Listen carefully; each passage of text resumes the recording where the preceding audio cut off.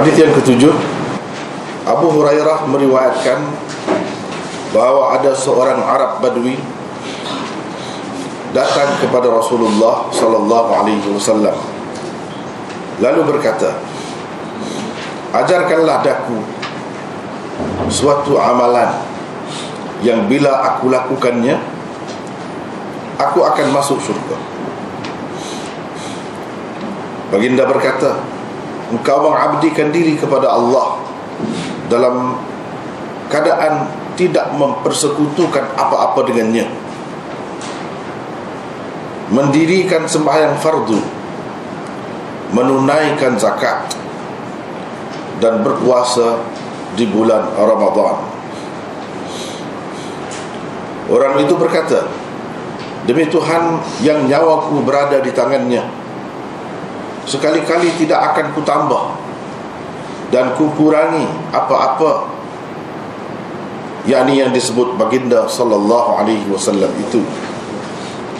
Apabila orang itu pergi, Nabi sallallahu alaihi wasallam pun bersabda, "Sesiapa yang ingin melihat salah seorang ahli syurga, lihatlah orang ini." Hadis yang ke-8, Jabir meriwayatkan, katanya, Nu'man bin Qawqal pernah datang bertanya Nabi sallallahu alaihi wasallam. Katanya, "Wahai Rasulullah, bagaimana kalau saya mendirikan sembahyang fardu, mengharamkan apa yang haram dan menghalalkan apa yang halal, adakah saya akan masuk syurga?" Jawab Nabi sallallahu alaihi wasallam, "Ya." Jabir meriwayatkan bahawa ada seorang lelaki bertanya Rasulullah sallallahu alaihi wasallam, katanya, "Bagaimana kalau saya mendirikan sembahyang fardu, berpuasa bulan Ramadan, mengharamkan apa yang haram dan menghalalkan apa yang halal, saya tidak melakukan lebih dari itu, adakah saya akan masuk surga? Akan dapat masuk surga?" Jawab Rasulullah sallallahu alaihi wasallam, "Ya." Kata orang itu seterusnya, "Demi Allah, tidak akan saya tambah apa-apa dari yang tersebut itu."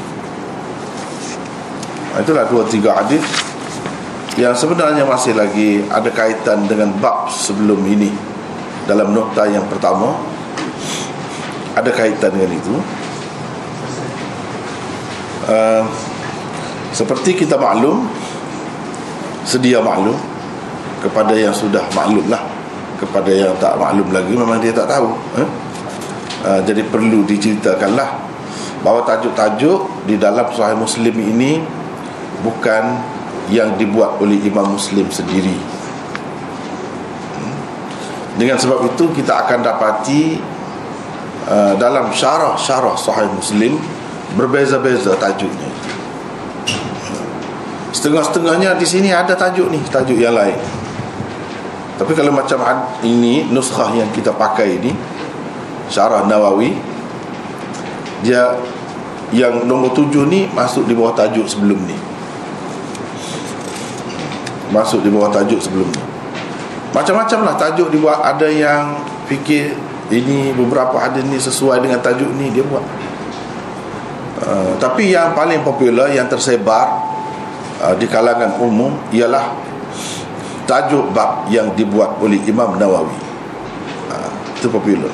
Sebenarnya kalau dilihat kepada ketepatan tu, kadang-kadang ia tidaklah kata lebih istimewa Imam Nawawi daripada yang lain-lain. Tidak sebenarnya. Misalnya Al-Ubbi, As-Sanusi, dan lain-lain lagi, mereka buat tajuk sendiri-sendiri. Bahkan yang kemudian buat syarah Muslim, yang kemudian guru kepada guru saya pun dalam Fathul Mulhim, dia buat tajuk dia sendiri yang berbeza. Jadi ini semua tidak menjadi kesalahan sebenarnya, sebab Imam Muslim tak sempat membuat tajuk.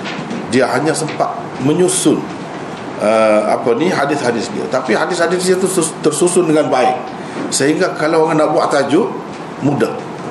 Sudah terkumpul dah di satu-satu tempat tu sesuai dengan tajuk tertentu. Cuma tajuk dia tak sempat buat. Dia meninggal dunia sebelum menyiapkan sepenuhnya kitab sahihnya ini, terutama pada bahagian tajuknya. Berbeza dengan Bukhari, sebab tajuk itu dibuatnya dengan cermat dan teliti. Sebab itu jarang kita nak dapati perbezaan tajuk-tajuk Bukhari. Pada umumnya secara kasarnya dia sama, sebab memang Imam Bukhari sendiri yang buat, dan yang sampai kepada orang kemudian itu nukilan daripada Imam Bukhari itu sendiri. Berbeza dengan Muslim, sebab nampak tak sama sangat. Takut-takut kita terkeliru ataupun timbul kemusykilan. Kenapa begini? Jadi perlulah maklum bahawa tajuk-tajuk yang ada sekarang ni mungkin berbeza-beza di antara satu kitab dengan satu kitab yang lain. Itu berpunca daripada Imam Muslim sendiri tak sempat buat tajuk. Tajuk tu dibuat oleh orang lain. Masing-masing pensyarah Sahih Muslim ni dia buat mengikut apa yang difikirnya sesuai, lebih baik, lebih menepati dengan hadis-hadis yang dikemukakan oleh Muslim. Baiklah. Di sini hadis riwayat daripada Abi Hurairah. Sebab nota kita ni dibuat berasaskan mukhtasar Sahih Muslim. Kalau kitab Sahih Muslim yang lengkap bukan begini. Dia ada sanad cukup. Kemudian kitab Muslim itu, kenapakah kita tidak nak sepenuhnya? Sebab dia akan banyak sangat terlibat ataupun berkaitan dengan sanad-sanad itu, sehingga sikit saja perbezaan pada hadis itu dia akan kemukakan sanad yang lain. Jadi banyak, akan habis masa lah kita kata untuk umum. Untuk kita nak dapat pengajaran daripada hadis itu sendiri, sebenarnya cukup dengan kita pakai yang mukhtasar. Sebab itu adalah ringkasan. Tapi untuk lebih meyakinkan dan untuk lebih kemas, sebenarnya kita perlu merujuk kepada yang lengkap itu. Sebab segala perbezaan ada disebutkan, ada disebutkan di situ. Ini hanya ringkasan, mukhtasar. Jadi dipilih daripada banyak-banyak hadis itu, yang lebih kurang sama dia buanglah. Dia pilih mana yang paling paling kemas lah, paling teratur.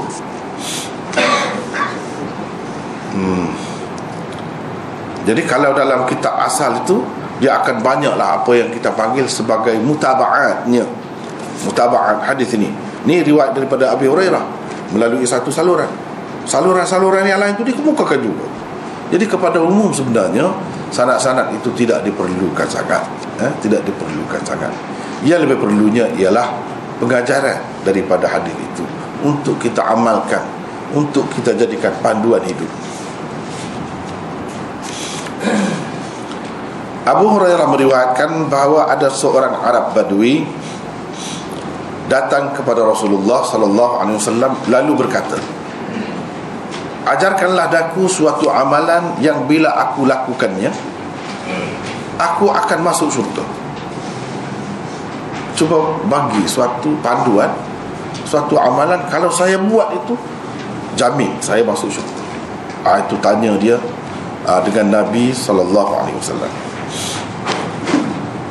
Baginda berkata, "Engkau mengabdikan diri kepada Allah." Itu panduannya.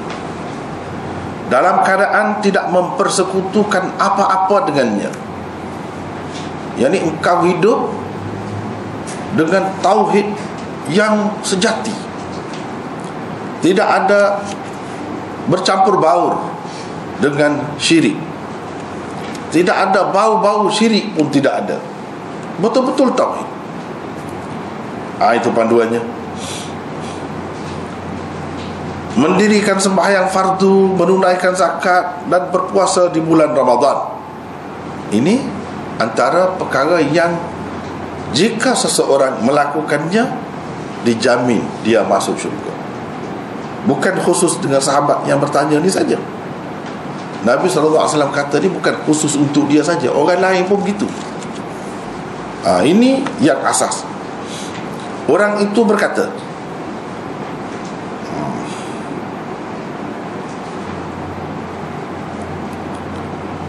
demi Tuhan yang nyawaku berada di tangannya, sekali-kali tidak akan kutambah dan kukurangi apa-apa. Ada seterusnya hadis itu. Jadi tadi kita kata Rasulullah sallallahu alaihi wasallam bersabda kepada orang yang bertanya begitu. Dia kata, engkau mengabdikan diri kepada Allah. Apa makna mengabdikan diri kepada Allah? Ada nota di situ. Dengan menjunjung dan mentaati segala perintahnya dan menjauhi segala larangannya. Dalam itu sudah ada tu. Mengabdikan diri kepada Allah dengan menjunjung dan mentaati segala perintahnya dan menjauhi segala larangannya. Walaupun tak sebut satu-satu, tapi dalam itu sudah terkandung banyak. Itulah hakikatnya mengabdikan diri kepada Allah. Setengah-setengah penterjemah, dia menterjemah engkau menyembah Allah. Boleh juga dari segi zahirnya. Ta'budu dengan makna menyembah Allah, boleh juga. Tetapi kalau kita perhatikan di sepanjang hidup kita ni, dalam sehari semalam kita ni 24 jam, bukan setiap masa kita menyembah Allah dengan arti melakukan ibadat khusus kepada Allah, bersembahyang setiap waktu. Tidak begitu kan? Puasa setiap waktu. Kalau tak ada puasa pun dalam ajaran agama kita ni siang tak ada puasa malam. Jadi malam tu tak ada ibadat lah kalau macam tu. Sebab itu ibadat sini lebih tepat, ta'budu di sini kita katakan mengabdikan diri kepada Allah. Sesuai dengan firman Allah Subhanahu wa taala, "Wa ma khalaqtul jinna wal insa illa liya'budu." Tidak kujadikan jin dan manusia melainkan supaya mereka ya'buduni. Ya'budun sama dengan ta'budu ni lah. Kalau kita pakai melainkan supaya mereka menyembah aku, jelas kita tidak menyembah Allah setiap waktu. Sedangkan Allah SWT nak kita ni mengikut segala titah perintahnya dan menjauhi segala larangannya setiap waktu. Bermakna ya'budun tu dengan arti mengabdikan diri kepadaku. Itu maksudnya. Lebih tepat lagi, lebih luas, mencakupi setiap waktu kita seorang manusia, terutamanya yang mukmin. Itulah yang dikehendaki daripada kita. Bukan dikehendaki daripada kita setiap waktu bersembahyang ataupun berpuasa dan lain-lain ibadat yang khusus itu. Tentu sekali tidak begitu. Tapi dalam ayat itu pun disebut ya'budun juga. Sama seperti hadis ini, ta'budullah. Semestinya kita kena terjemahkan dengan yang mencakupi seluruh kehidupan kita. Dan itu tidak lain melainkan dengan arti mengabdikan diri kepada Allah dengan menjunjung segala perintahnya dan menjauhi segala larangannya, dalam keadaan tidak mempersekutukan apa-apa dengannya. Mana betul-betul tauhid. Sebab itu ada juga setengah-setengah ulama, dia berdasarkan hadis yang lain. Berdasarkan hadis yang lain, dia pakai ta'budullah ni dengan arti tuwahhidullah. Engkau mentauhidkan Allah. Sebab apa? Dia sesuai dengan la tusyriku bihi syai'ah. Engkau mentauhidkan Allah dan tidak syirik langsung dengannya. Itu sesuai juga. Ada yang menguraikan begitu. Sebab itu kalau kita baca dalam syarah hadis ini, macam-macam ada. Ada ta'budu dengan arti tuwahhidu, ta'budu dengan arti yang kita sebut tadi mengabdikan diri kepada Allah. Semuanya ada. Tapi itu terpulang kepada kita lah, kita nak pilih yang mana yang paling sesuai. Bagi saya rasa yang paling sesuainya mengabdikan diri kepada Allah sesuai dengan firman Allah SWT tadi. Tapi kalau ada orang yang kata ta'budu ni dengan arti mentauhidkan Allah, pun betul juga. Kita tidak akan menyalahkan, sebab memang ada pun hadis akan datang, kita akan bertemu. Memang ada pun dengan makna itu. Dan sesuai juga dengan ayat selepas tu, iaitu la tusyriku bi syai'a. Jadi tauhid lawannya syirik. Jadi diletakkan bersama. Sesuai juga. Boleh juga begitu. Jadi kalau kita perhatikan di sini, kalau dengan makna tauhid lawannya syirik, dan syirik itu dilarang sama sekali, nampaklah asas ajaran Islam, kehendak agama Islam itu, tuntutan agama Islam itu daripada kita ialah menjaga prinsip ini. Inilah prinsip yang paling asas, paling utama dalam Islam, iaitu berakidah tauhid dan menolak syirik dalam apa bentuk sekalipun. Walaupun mungkin kita tidak dapat menyempurnakan iman kita tu dengan sebab masih lagi bercampur baur dengan syirik khafi, syirik khafi, tetapi dengan adanya selalu disebut begini, sebenarnya maksud Nabi SAW supaya kita melatih diri, supaya lama-kelamaan langsung tak ada syirik itu. Syirik yang jali, yang zahir pun tak ada, syirik yang khafi pun tidak ada, syirik yang tersembunyi pun tidak ada. Sebab Allah SWT tidak menafikan iman orang yang ada syirik itu, sikit sebanyak ada, dia tidak menafikan, asalkan tidak disengajakan, bukan itu menjadi keutamaannya. Contohnya dalam Al-Quran, Allah SWT berfirman, wa ma yu'minu aktsaruhum billah illa wa hum musyrikun. Tidak adalah kebanyakan manusia ini beriman dengan Allah melainkan dalam keadaan mereka itu mensyirikkannya, menyengutukan juga dia tu dengan sesuatu yang lain. Ada juga. Tapi kehendak ajaran Islamnya yang ideal betul, orang betul-betul tauhid. Nak betul-betul tauhid tu, itu kena latih. Berlatihlah. Sebab itu Imam Bukhari dalam Sahih Bukharinya dia sebut zulmin, babu zulmin duna zulmin, kezaliman yang kurang atau di bawah daripada kezaliman sebenar. Kezaliman sebenar syirik, tapi kezaliman lain pun dia ada kaitan dengan syirik juga. Dengan adanya yang itu, kita masih lagi mukmin. Seperti tadilah, wa ma yu'minu aktsaruhum billah illa wa hum musyrikun. Misalnya kadang-kadang kita takut, kita tidak boleh tenang seperti biasa. Seperti biasa, misalnya kalau kita ada duit banyak, kita ada kedudukan, ada kerja yang mendatangkan hasil pendapatan kepada kita, kita tenang. Bila tak ada itu, kita jadi menggelabah, kita tak yakin. Kadang-kadang keluarga kita jadi berselera, berkelahi, bertelagah, kucak-kacir jadi. Padahal berapa ramai lagi orang yang jauh kurang daripada kita, dia boleh hidup tenang. Di situ cabaran. Itulah yang dikatakan syirik. Tapi syirik itu syirik khafi. Yang tak, kita tak takut kepada Allah, kita takut pada benda lain, kadang-kadang lebih lagi daripada takut kepada Allah. Tapi kalau saja kita kata memanglah dari segi akidah kita takut kepada Allah, dengan sebab itu kita mukmin. Tapi dari segi amalannya, dalam praktik hidup kita, selalu kita tengok kebimbangan kita lebih kepada benda lain. Bukan kebimbangan masuk neraka, kebimbangan dimurkai oleh Allah, itu kurang, tak berapa menonjol.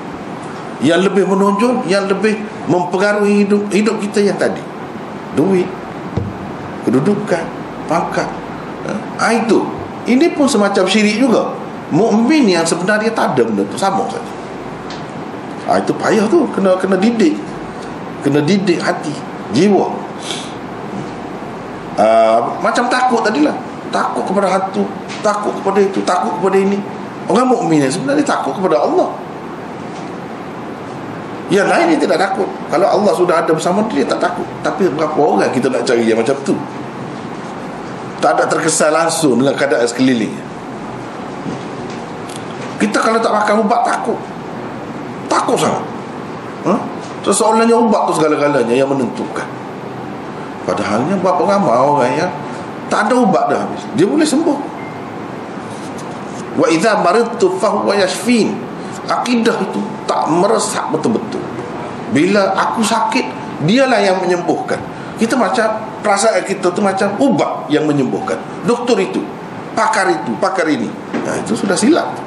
Sudah ada bercampur bau akidah kita tu, sudah ada syirik sedikit sebanyak. Walaupun dimaafkan seperti dalam ayat tadi lah, mukmin dah, tapi masih ada lagi. Mana tak sempurna. Kadang-kadang kita nak pergi pejabat tu sibuk kan. Kalau kita bangun lewat, dengan sebab isteri kita tak sedarkan kita, tak gerak kita marah ni. Adakah kita apabila tinggal semayang macam tu, lewat semayang? Cuba tanya. Di situ nampak sebenarnya kita melebihkan yang lain daripada Allah. Di situ nampak iman kita tu lemah, tidak tauhid sungguh. Masih lagi kita utamakan yang lain, kadang-kadang lebih daripada sikap kita. Tapi kalau tanya, memang semua akan jawab kita lebih Allah, iaitu semaya tu lebih lagi. Tapi dari segi perbuatan kita tu sehari-hari tu macam mana? Jelas nampak menggelabah kita kalau lewat sikit, kita takut orang tu, takut orang ni. Sibuk dengan punch card apa nak kejar tu. Tapi adakah kalau semayang sampai begitu tak terasa pula? Relax je setengah-setengah, tak ada apa pun. Jadi kebiasaan saja. Semayang lewat, semayang di luar waktu, tak ada berasa apa-apa kerugian. Jadi di situ sudah ada orang lain yang lebih besar daripada Allah hakikatnya. Itulah yang dikatakan syirik khafi, syirik yang tersembunyi. Kita tak sedar benda tu ada dalam kita, menguasai diri kita. Tapi kita mukmin, kita Islam, kita memanglah. Sebab itu dimaafkan. Tapi kalau nak kira ajaran Rasulullah SAW, kalau dia tanya dia nak orang Islam macam ni ke, orang mukmin macam ni, tentu dia kata tidak. Yang dia naknya, yang idealnya, yang sempurna. Sebab itu selalu dia buat contoh tu mukmin yang sempurna. Mukmin yang sempurna macam mana sifat-sifat? Banyaklah dalam hadis tu. Kalau ikut macam tu, jadi mukmin yang sempurna betul. Tapi nak jadi macam tu memang susah, perlu dilatih sebenarnya. Itulah maksud di sini, penekanan dia tu daripada awal lagi. Itulah maksud la ilaha illallah. Nampak begitu ya dia sebut. Tapi ini jamin syurga ni kalau ada macam ni sifat ni, jamin syurga. Hakikatnya besar. La ilaha illallah itulah kalimah tauhid. Hadis ni nak menguatkan tauhid itu, nak menanam dengan kejap dalam hati kita tauhid itu. Sebab itu dia tidak memadai kata engkau mentauhidkan Allah, tapi dia sambung selepas itu dalam keadaan tidak menyemutukannya dengan apa-apa. Sebab biasanya ada unsur itu, biasanya ada. Nak lepas daripada itu susah. Kita manusia biasa ni susah. Cuma kena sedarlah, ini tak betul ni. Macam kita ada alat lah, kita boleh test diri kita sendiri. Ini dah tak betul aku ni, kena baiki ni. Sikap macam ni tak boleh, kena baiki.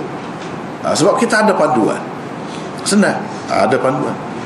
Kepada orang lain tak ada panduan, nak tahu macam mana iman ni, baik ke tidak baik ke, kita dalam keadaan sihat ke tidak sihat, susah. Tapi bagi kita umat Islam, kita ada panduan. Daripada situlah kita boleh tahu baik ke tidak keadaan iman kita tu.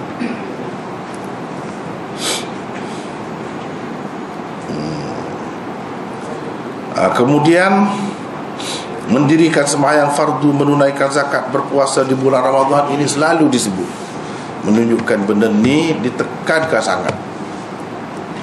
Benda ni adalah asas amalan dalam agama Islam. Walaupun tidak menafikan yang lain, tapi yang ini adalah yang utama. Orang itu berkata, demi Tuhan yang nyawaku berada di tangannya. Dia sebut begitu. Bukan orang ini saja yang cakap macam ni. Kadang-kadang yang berkata begini Nabi SAW sendiri. Demi Tuhan yang nyawaku berada di tangannya. Jadi nyawaku berada di tangannya. Di sini disabitkan tangan itu kepada Allah. Jadi Allah ada tangan. Tangan macam mana? Dia saja yang tahu. Tentu sekali tidak menyerupai makhluk. Tak payah takwil. Kalau takwil macam ni macam-macam lah ada. Ini dia sebut tangan, kita terima tangan. Jadi sebut tangan, Allah mempunyai tangan ni bukan sahaja ada di dalam hadis. Dalam hadis pun ada, ni tengok. Bahkan dalam Quran pun ada. Maka menjadi akidahlah kepada kita untuk menerima bahawa Allah bertangan. Tapi tangannya macam mana? Kita tak tahu. Tangan yang layak dengannya. Tangan itu berarti sifatnya lah. Dia lebih tahu tentangnya. Kita terima dengan kepercayaan bahawa ia tidak menyerupai mana-mana makhluknya. Bukan seperti tangan makhluk ataupun orang-orang lain.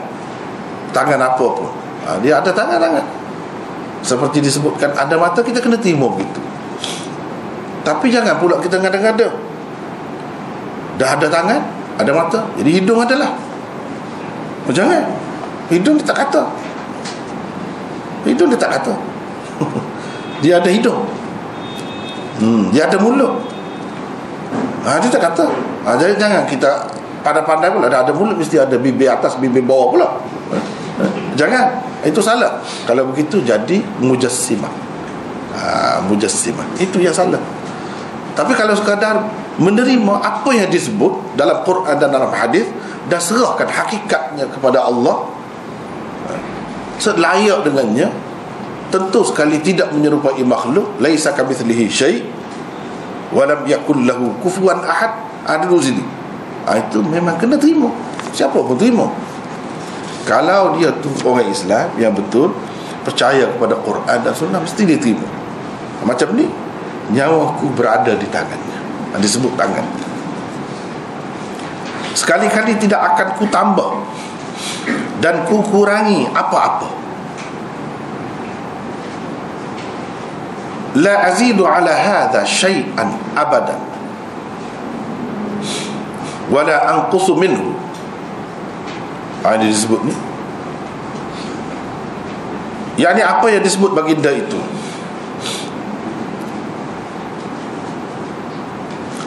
apabila orang itu pergi, Nabi SAW pun bersabda, sesiapa yang ingin melihat salah seorang ahli syurga, lihatlah orang ini. Kalau nak tengok ahli syurga, tengok ni lah ahli syurga. Di situ ada nota. Rasulullah SAW mengatakan begini kerana baginda sudah pun mengetahui melalui wahyu bahawa orang itu akan menunaikan apa yang diiltizamkannya secara berterusan sehingga akhirnya dia masuk syurga. Itu maksudnya. Yang dia kata ahli syurga tu bukan sahaja kata sewenang-wenang kata, tak boleh. Nabi sekalipun kita kena percaya bila dia kata begitu, dia tahu daripada Allah SWT melalui wahyu. Walaupun wahyu tu tak ada dalam Quran sebut orang nama sekian-sekian ada ahli syurga, tak ada lah macam tu. Tapi cara dia bila dia kata begini, tentu dia dapat wahyu yang kita panggil al-wahyul khafi, al-wahyul ghairul matlu. Yang ni hadis lah. Hadis berdasarkan wahyu, ini ahli syurga. Maksudnya orang ini akan terus dalam keadaan seperti yang dia kata.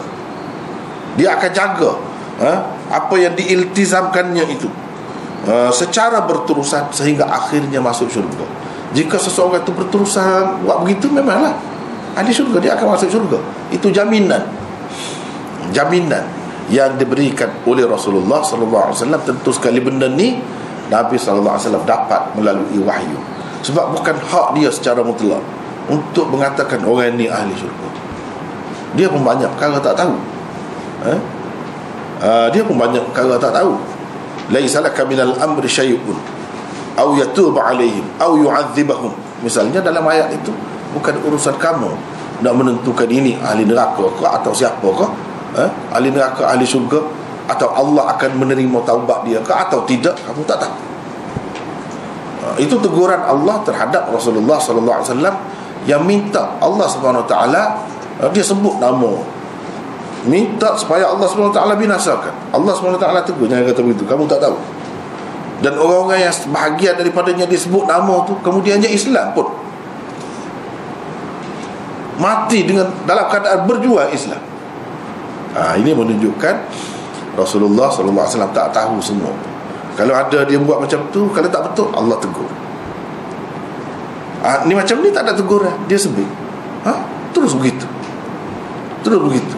Jadi yang ni tentu dia tahu daripada Allah Subhanahu Wa Taala. Itulah keyakinan kita, kepercayaan kita kena anggap gitulah.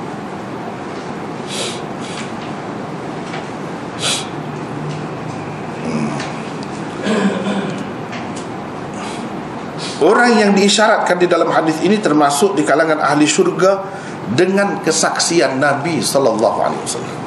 Nabi menjadi saksi bahawa dia ahli syurga. Jadi tak ada siapa pun boleh takwil, boleh nak bantah, boleh nak tolak, tak boleh. Kalau macam ni tak ada siapa. Dan ini menunjukkan ramai juga sebenarnya orang-orang yang disebut oleh Rasulullah sebagai ahli syurga semasa dia hidup lagi dalam dunia ni, selain daripada sahabat yang 10 yang selalu orang-orang disebutkan, sahabat 10 yang dijanjikan syurga, al-mubashsharina bil jannah, sahabat-sahabat 10 yang dijanjikan diberi berita gembira akan mendapat syurga dalam dunia lagi. Sebenarnya bukan 10 tu saja. Ramai orang keliru seolah-olahnya ahli syurga ni yang disebut oleh Rasulullah semasa hidupnya 10 orang tu saja. Bukan, ramai sangat. Termasuk ini salah seorang. Ini tak disebut pun namanya, tak disebut pun namanya, tapi di kalangan sahabat sama-sama dia tahulah orang ni. Jadi sebab apa yang jadi masyhur 10 tu? Sebab ia tersebut di dalam satu hadis secara terhimpun setempat, dan mereka mempunyai ciri-ciri yang khusus. Ada persamaan, misalnya bangsawan, bukan hamba abdi, kemudian dari kalangan Quraisy, kemudian orang yang ada kedudukan dalam masyarakat. Dari sudut itu ada persamaan, kemudian disebut serentak, bersama-sama dalam satu hadis. Itu sebab jadi masyhur. Sebenarnya dari segi kepercayaan kita, tak boleh kita hadkan setakat 10 itu saja. Bahkan apa-apa yang tersebut di dalam hadis yang lain itu pun sama juga. Kita kena terimalah bahawa orang ni ahli syurga. Jadi jangan kita berasa kecewa, senang dia sahabat Nabi SAW sudah bagi tahu dia ahli syurga. Kita pun yang hidup zaman sekarang ni, Nabi SAW sudah cerita dah sifat-sifat ahli syurga dalam Muslim ni. Akan datang ada satu tajuk bab sifat-sifat ahli syurga di dalam dunia dan sifat-sifat ahli neraka dalam dunia. Jadi sesiapa yang menepati apa yang dikatakan oleh Rasulullah SAW, boleh kita kata ahli syurga dah juga. Cuma jangan kita putus, kita mesti ahli syurga. Jangan begitu. Tapi berdasarkan gambaran yang diberikan oleh Rasulullah, sifat-sifat yang digambarkan itu ada, maka kita kena rasa tenang hati lah. Jangan berasa tak yakin, masih lagi bergelisah. Jangan begitu. Kena yakin lah. Dan Allah SWT tidak menzalimi seseorang itu kalau kita jaga betul daripada awal sampai akhir, insya-Allah. Tapi dengan pasti, mesti, jangan kata begitu, tak boleh. Rasulullah larang. Sebab apa? Sebab kita ni kan, kalau tahu kita ni sudah terjamin, dia jadi macam lain. Berbeza dengan sahabat tu. Sahabat dia tingkatan lain, taraf lain. Walaupun dia tahu dia ahli syurga, semakin tunduk dia, semakin takut kepada Allah SWT, semakin kuat dia bekerja. Begitu sahabat. Kalau kita tak kerja, tak sembahyang, dah jamin syurga. Tak ada lah sunat-sunat tu. Tak ada apa ni nak buat sedekah sunat ke, infak apa banyak-banyak, tak ada, dah jamin. Tapi sahabat tidak begitu. Itu terbukti. Itu terbukti. Saya selalu buat contoh kepada pelajar-pelajar saya. Sini pun pelajar-pelajar saya juga. Contoh macam mana? Contoh orang yang berbudi bahasa, orang yang jiwanya tinggi. Kalau kita kata kamu, orang tu pergi ke rumah kita, kita kata kamu buatlah rumah ni seperti rumah kamu, orang tu akan buat macam mana? Bila kata begitu, oh jadi dah sama seperti rumah tuan rumah tu sendiri. Jadi dia pergi masuk dah, tidur dah dalam bilik dia, atas katil dia, masuk dalam kelambu dia, buat apa saja, gitu lah. Tidak. Kalau orang yang bijaksana, betul-betul terdidik, dia semakin malu rasanya, dia semakin rasa terharu. Orang ni sampai begitu sekali dengan dia. Jadi dia akan duduk diam, dia lebih beradab lagi. Tapi berbeza dengan orang yang kurang ajar. Kalau kata macam tu, habis dia. Dia pergi ke dapur, buka saji, makan apa saja. Dan dia buka peti sejuk, ambil apa saja. Dia akan jadi begitu sebab dia suruh buat seperti rumah sendiri. Itu bezanya. Sebab itu Nabi SAW, dia boleh kata ini ahli syurga, dia tak akan berubah, dia tahu dah. Semakin kuat dah, berbeza dengan kita. Sebab itu Nabi SAW tak benar kita katakan orang ini secara pasti dia ahli syurga. Tak boleh. Kita tidak sekuat itu jiwa kita. Jadi memadai dengan kita yakin dengan sifat-sifat yang dia gambarkan itu, kita jaga diri kita, itu saja. Itu saja. Secara umumnya kita kata insya-Allah ahli syurga. Dan berdasarkan umum ayat Quran sebut orang Islam ahli syurga, kita yakin gitu. Nak kata pasti aku atau sesiapa, tak boleh macam tu. Sebab apa? Tak ada jaminan tadi lah. Tak ada jaminan tadi.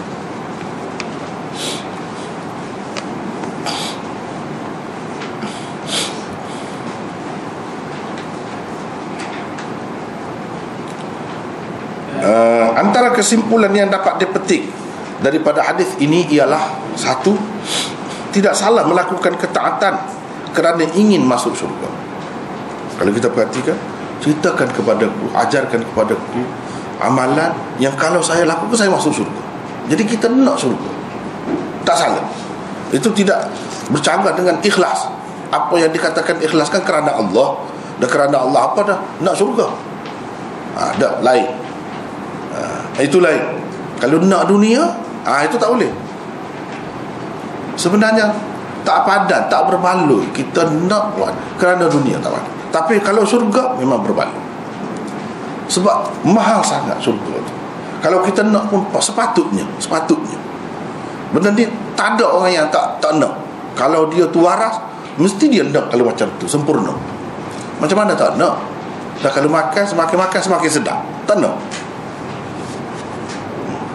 Makan tak nak muntah, makan sebanyak mana. Kalau dalam dunia ni tidak begitu kan. Nak sibuk nak pergi ke tandas lah. Ni tak ada, semua tak ada. Kalau peluh wangi, siapa tak nak macam tu? Jadi patut kalau kita nak yang ni lah, ini sepatutnya. Jadi tidak salah itu. Yang salahnya kita tertipu dengan dunia. Kita nampak cantik, sebenarnya dia tidak cantik. Kita nampak wangi, di sebalik tu tidak wangi. Kalau disingkapkan di sebalik nampak teruk. Kalau kita tengok kepada pengunjung, ayam kita kata yang sedap, ikutlah ayam apa pun lah. Lama sikit dia jadi berulat. Yang kita tak lalu, jejik, nak muntah tu. Yang dulu kita terliur sangat, kita berselera sangat. Itu dunia. Sebab itu tak padan, kata tak berbaloi kalau kita nak benda macam tu. Allah SWT tak bagi. Tapi kalau nak syurga tak apa, memang patut. Itulah yang sebenarnya patutnya dikehendaki, dijadikan idaman dan cita-cita kepada seseorang manusia. Sebab dalam dunia ni dia nak semua tu, dia tak dapat. Tuhan janjikan ada tempat yang kamu akan dapat dengan sempurna, yang kamu tak dapat dalam dunia. Jadi tak salah. Itu mendorong kita tu, seperti mana kita nak makan biasa ni pun mendorong kita bekerja keras, mendorong kita macam-macam. Apatah lagi kalau ada macam tu. Segala-galanya tak puas hati dalam dunia. Jadi Tuhan nak balas kita yang yakin kepada dia, ikut cara dia tu. Tuhan nak balas yang sempurna. Semuanya tak sempurna. Yang sempurna ada salah. Jadi dengan sebab itu tak apa, tidak salah. Yang kedua, jadi tidak benar sebenarnya cara setengah-setengah orang, terutamanya, bukan semuanya, sebahagian ahli sufi, dia kata kita masih syirik lagi kalau kita melakukan sesuatu amalan tu dengan nak syurga. Silap. Tak salah. Ikhlas dia aja kerana Allah, bukan kerana yang lain. Tapi di samping tu, kalau kita nak syurga, yang dijanjikannya itu tidak salah, bahkan sepatutnya. Nabi pun diajar supaya minta benda tu. Jadi siapa kita lebih pandai daripada dia? Tak mahu minta syurga. Jadi kita, itu tak jadi masalah. Kalau orang kata jadi syirik ataupun iman dia tak kuat, sepatutnya dia kena, tak ada semua, dia kerana Allah semata-mata, itu tidak benar. Bercanggah dengan ajaran Rasulullah sallallahu alaihi wasallam. Yang kedua, hanya Allah dan Rasulnya yang mengetahui cara untuk memasuki syurga. Kalau nak serah kepada kita lah, macam mana kita nak buat nak masuk syurga? Tak dapat ni. Nak cerita kena buat gini, ni buat. Siapa boleh sebut? Tak ada siapa. Kita tahu ni nasib baik. Dengan penuh yakin dia cerita. Dengan penuh yakin. Cara kalau kita tengok Rasulullah ni, Nabi SAW ni, apa-apa dia cerita dengan penuh yakin. Bukan andaian, khayalan dia, agak-agak. Tidak. Sungguh-sungguh.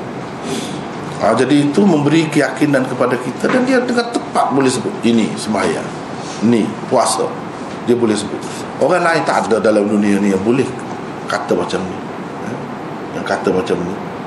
Dan dia kata, dia bukan kata saja, dia sendiri cara hidupnya macam mana, meyakinkan. Yang macam tu tak ada kecuali seorang Nabi.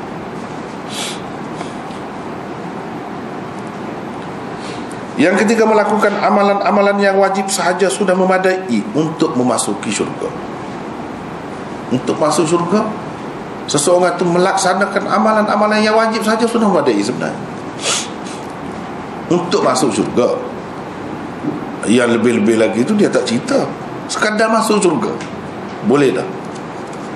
Kemudian syurga tu banyak tingkatannya, banyak ruang-ruang dan kawasan-kawasannya banyak pula kan. Jadi untuk dapat yang istimewa tu, kita tengoklah dalam hadis yang lain, orang yang buat gini dia dapat gini-gini. Itu suku, itu lain pula. Sekadar nak masuk syurga, ini boleh dah. Nabi SAW pun bukan kata inilah orang yang paling istimewa, ahli syurga yang paling istimewa. Dia tak kata begitu. Dia kata sesiapa yang ingin melihat seorang ahli syurga, gitu saja. Bukan bermakna kalau macam tu yang paling baiknya kita buat macam orang ni saja, tak payah dah lah. Bukan begitu. Sebab itu ramai sahabat-sahabat yang lain dia buat macam mana? Segala-gala yang diajar oleh Rasulullah SAW, yang fardunya, yang sunatnya, mereka belum berlomba mengerjakannya. Mereka tidak mengenepikan semua itu. Walaupun sunat dia buat, tapi dengan beriktikad sebagai sunat lah, bukan sebagai wajib. Tapi mereka buat sungguh-sungguh, menghidupkan amalan-amalan itu, apa yang diajarkan oleh Rasulullah SAW. Jelas kita tengok, tak ada pun yang macam ni. Yang ini pun banyak lagi perbincangannya. Yang kelima adalah lebih baik tidak memuji seseorang itu di hadapannya. Tengok, Nabi SAW kata, siapa yang nak tengok ahli syurga, tengok setelah orang itu pergi. Tapi sahabat-sahabat tadi, sahabat-sahabat yang kenal orang tu, dia tahulah orang tu. Ya. Yang keempat tertinggal. Tidak boleh bersikap melampau atau acuh tak acuh dalam mengerjakan kewajipan agama. Bahkan orang ni dia berjanji dia akan buat, beriltizam. Kalau dia buat yang itu pun secara berterusan. Dia tak akan tinggal lah. Kalau puasa dia mesti buat yang fardu saja, yang wajib saja. Sembahyang 5 waktu dia tak akan tinggal, dia mesti buat, walaupun hanya itu. Mana sampai mati, kira-kiranya begitulah. Bukan janji ni kata nak sembahyang 5 waktu sehari saja, tidak. Sembahyang 5 waktu ni setiap hari lah. Dan dia akan jaga tu sampai mati dia. Baru yang kelima ya, adalah lebih baik tidak memuji seseorang itu di hadapannya. Macam di sini Nabi SAW tidak kata di hadapan orang yang berkenaan. Dia kata setelah orang tu pergi. Tapi sahabat-sahabat yang hadir tu tahulah orang tu. Tahulah. Kira-kiranya mungkin ada di antara mereka itu yang pergi cerita kepada orang berkenaan. Kamu Nabi kata begini, bertuah lah, tahniah lah, misalnya kita kata. Tentu ada. Tapi dia, ya begitulah, alhamdulillah, nasib baiklah dia, bertuah lah dia, gitu. Tapi ada juga yang tidak cerita. Sebab sahabat tanya dulu, bolehkah saya nak cerita kepada dia? Ada kalanya Nabi kata boleh, ada kalanya tak payahlah. Ada juga keadaan-keadaan itu kita tengoklah. Dalam hadis semua ni kita boleh dapati semua. Yang keenam, melalui wahyu daripada Allah, Nabi Muhammad sallallahu alaihi wasallam dapat mengetahui seseorang itu sama ada ahli syurga atau ahli neraka ketika orang itu masih hidup lagi. Ini kelebihan seorang nabinya. Dia dapat tahu daripada Allah sebab dia boleh berhubung dengan Allah. Dia boleh berhubung dengan Allah. Allah boleh berhubung dengan dia. Jadi dia boleh tahu. Kalau dia cerita itu gitu-gitu. Dan terbukti kalau dia kata orang ni gini-gini, ahli neraka, kalau diselidik memang betul ada sesuatu yang dia buat yang menyebabkan dia kena jadi ahli neraka, walaupun dia Islam. Seperti sahabat yang pergi berperang kan, dia ambil harta rampasan perang tu dahulu sebelum dia bahagi. Dia mati, walaupun mati tu perang, hebatlah. Orang kata orang mati syahid. Nabi kata tidak, dia ahli neraka. Sebelum mati ada juga dia kata ini dia ahli neraka. Nabi kata. Sahabat terkejut, pergi perang. Sahabat ikut di belakang dia, pergi ke mana-mana pun dia pergi. Akhirnya orang itu bunuh diri. Bila dia sakit, kena senjata, akhirnya dia ambil pedang, dia tekan diri.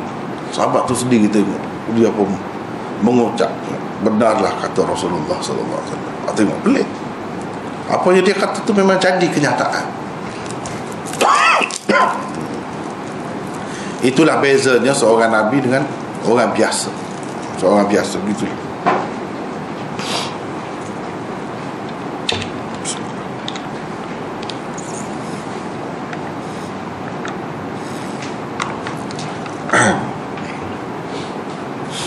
Benda ni dia boleh kata. Kalau dia kata tu tentulah dia dapat wahyu. Kalau tidak dia tak akan kata secara putus begitu. Sama ada ahli syurga ke ahli neraka. Dan daripada cerita yang kita sebut tadi, kita dapat buat kesimpulan bahawa tidak semestinya orang Islam itu masuk syurga terus.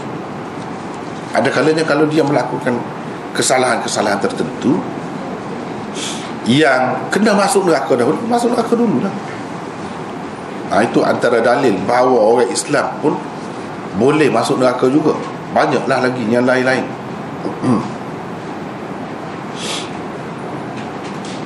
Yang ketujuh, untung rugi seseorang itu di akhirat nanti ditentukan oleh amalannya di dunia ini. Ini secara umum.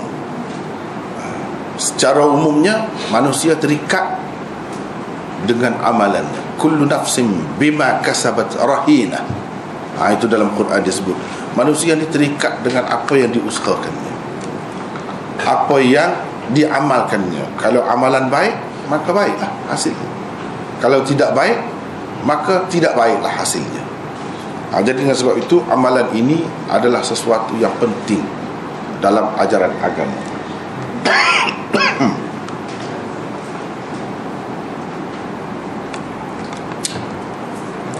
Sebenarnya hadis ni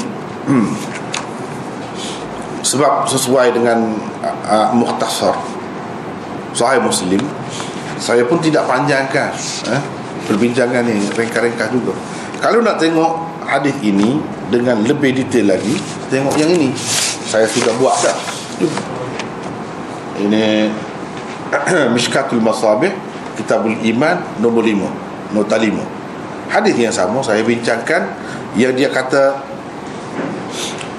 sekali-kali tidak akan kutambah dan kukurangi apa-apa. Apa maksud itu?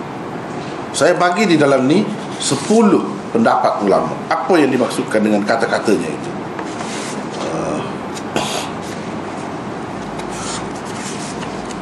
Ini hadis nombor 12.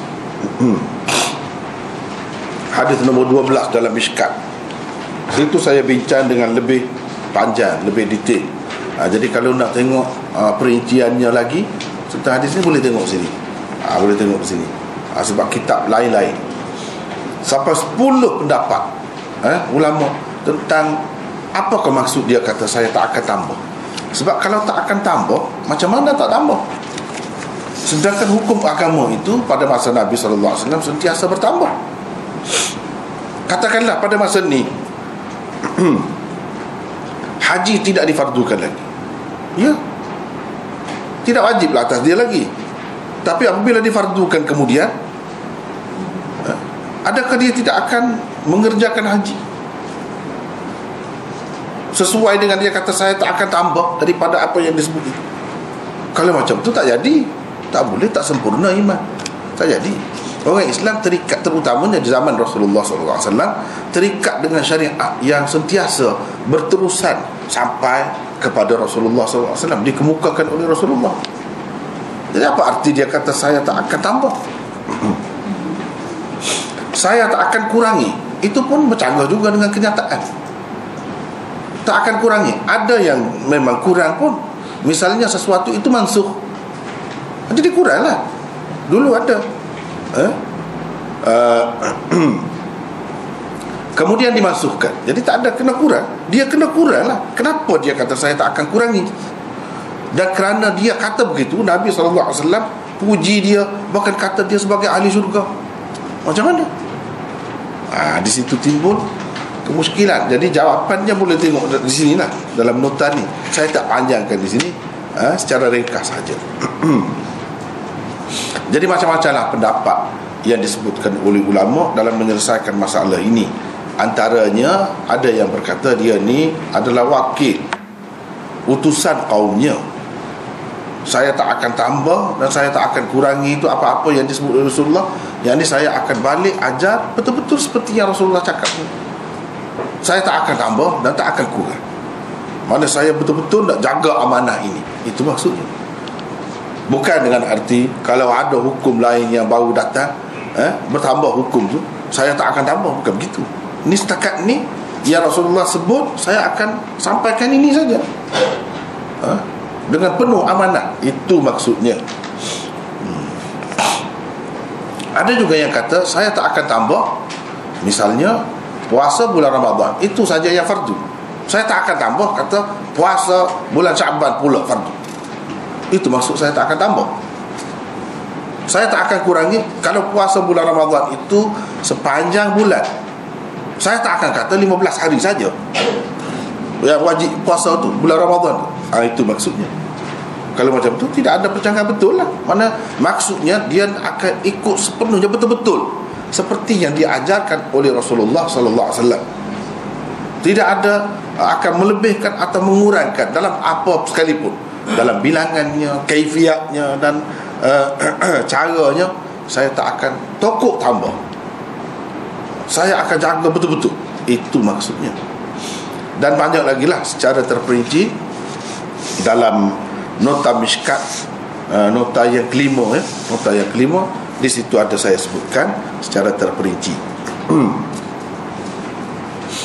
Kemudian kita pergi kepada hadis.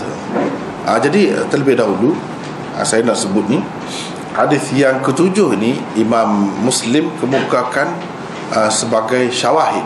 Ini dikatakan syawahid biar kita tahu apa itu syawahid, apa itu riwayat usul, apa itu riwayat mutaba'at. Ini termasuk dalam syawahid. Sebab sebelum pada ni sudah ada orang yang tanya macam ni, Rasulullah SAW lebih kurang macam ni, dan Rasulullah kata begitu, dia jawab. Jadi dialog dia tu lebih kurang, saya tak akan tambah, saya tak akan kurangi.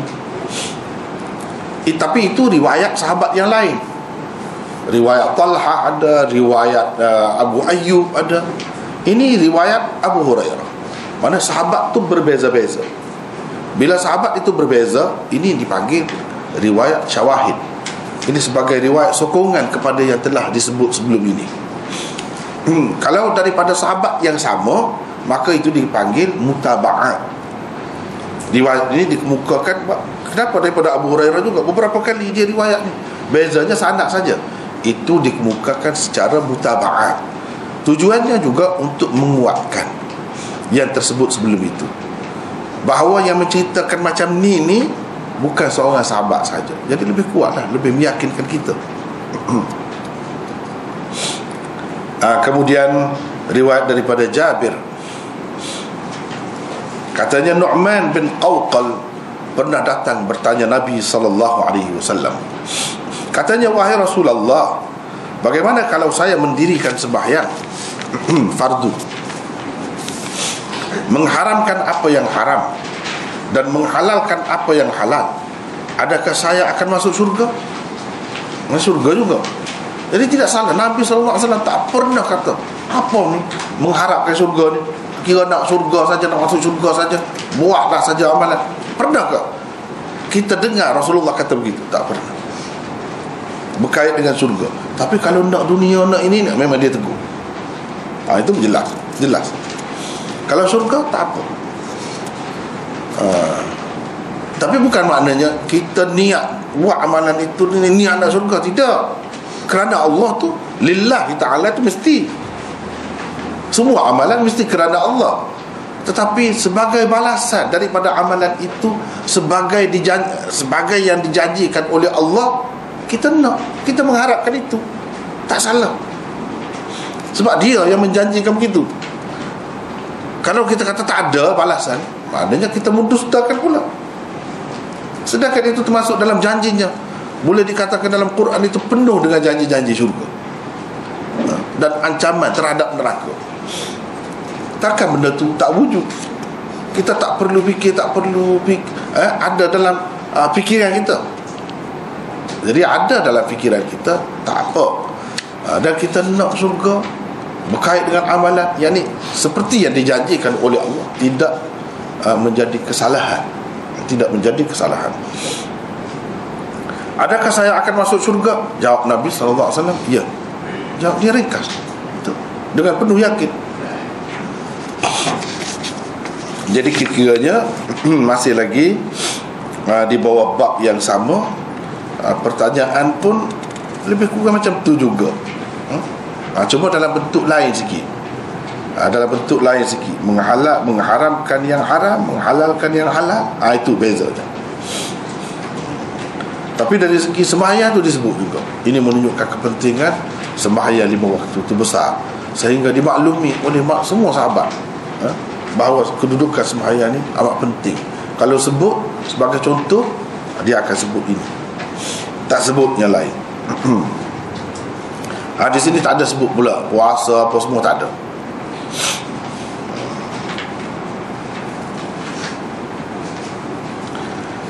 Siapa perawi ni, orang ni yang ada dalam riwayat Jabir ni, kata Nu'man bin Qawqal yang bertanya Nabi ni siapa? Ada nota di bawah tu, beliau ialah seorang ahli Badar dan telah mati syahid dalam peperangan Uhud. Ini secara ringkas, saya ambil ringkas memang dengan maksud nak ringkas, mukhtasar. Kalau nak cerita yang detail-detail lagi, panjang.